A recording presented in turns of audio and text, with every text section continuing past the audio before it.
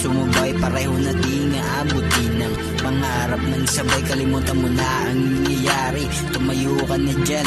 Malay mo balang araw tayo rin ay may patutunguhan. Huwag mo na lang pansinin ang sasabihin ng iba, ikay magpatuloy lang kung saan ka masaya.